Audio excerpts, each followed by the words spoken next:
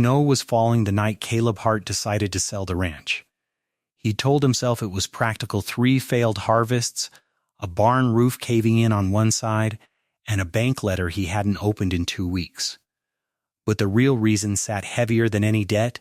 He'd stopped believing the land, or God, owed him anything. He was drafting the notice for the county paper when a wagon rattled up his frozen drive, hours after the last coach should have run. A woman climbed down alone, a boy of maybe 7 asleep against her shoulder, both of them dusted white. "Mr. Hart?" she said. "I'm Naomi Reyes. I wrote you in October. About the position." Caleb blinked. He'd forgotten he'd ever posted that at a housekeeper, cheap wages, room included, placed the same week his wife's grave was still fresh enough that neighbors still brought casseroles. He'd never expected a reply, let alone one that showed up in a blizzard with a child. "I don't recall sending for anyone," he said carefully. "You did," she said, pulling a worn letter from her coat. "You just never answered when I wrote back to confirm. I came anyway. I didn't have anywhere left that was safer than uncertain." He should have turned her away. Instead, he found himself opening the door wider, because something in her voice, tired but not begging, reminded him of a version of himself he hadn't seen in a mirror for a long time. That first week, Naomi didn't ask questions about the ranch's failing accounts or the empty stalls. She simply started fixing what was in front of her. She reorganized the pantry so nothing spoiled twice. She patched the boy's coat with a feed sack because there was no money for wool. And on the 3rd morning, Caleb found her kneeling in the field with a fistful of his soil, rubbing it between her fingers like she was reading a letter. "Your ground's compacted," she said. "You've been plowing the same 3 furrows every season out of habit, not need. It can't breathe. That's why nothing's taking root. You know farming? My father did, before the fever took him. I know enough to see when a thing that looks dead is just suffocating, not finished." He didn't believe her, not really, but he had nothing left to lose by trying.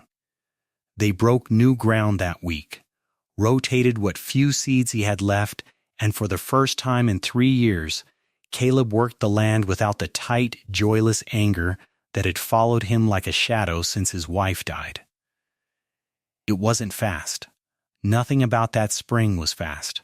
But little by little, the field that had failed him 3 years running began to show green where there'd only been gray dirt.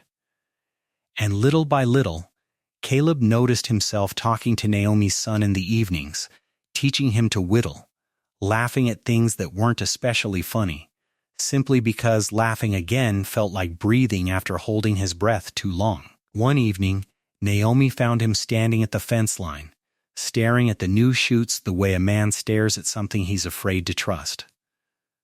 "You've been quiet," she said. "I keep waiting for it to fail again," Caleb admitted. "Same as always." Naomi was quiet a moment, then said something he never forgot. "You can't judge a harvest by how the ground looked in winter. Everything that's ever grown here had to sit buried in the dark first. That's not a curse, Mr. Hart. That's just how growing works." He looked at her, and for the first time since burying his wife, he let himself believe that maybe his own waiting, his own buried, frozen years weren't punishment. Maybe they were just the part of the story that happens before anything green shows up. By early summer, the field that should have been sold with the rest of the ranch was thick with wheat. Neighbors who'd written him off started stopping by to ask what he'd changed. Word got around that the widow and child he'd taken in for a housekeeping wage had somehow turned failure into a harvest nobody could explain with soil charts alone. Caleb never did mail that notice to the county paper. Instead, one August evening, he asked Naomi to stay not as hired help, but as his wife if she'd have him. She said yes before he'd even finished the sentence, and the boy whooped so loud it startled the chickens. Standing at the edge of that field months later, gold instead of gray, Caleb finally understood what he'd been too bitter to see before. Faith isn't believing the storm won't come. It's trusting that what looks buried and finished might just be waiting on the right season, and sometimes God sends the very thing you need wrapped in the exact circumstance you were ready to give up on. If there's one thing worth carrying out of this story into your own life, it's this: don't measure what's possible by how things look in the dead of winter. The ground that looks the most hopeless is often just resting, not ruined. Keep tending it anyway.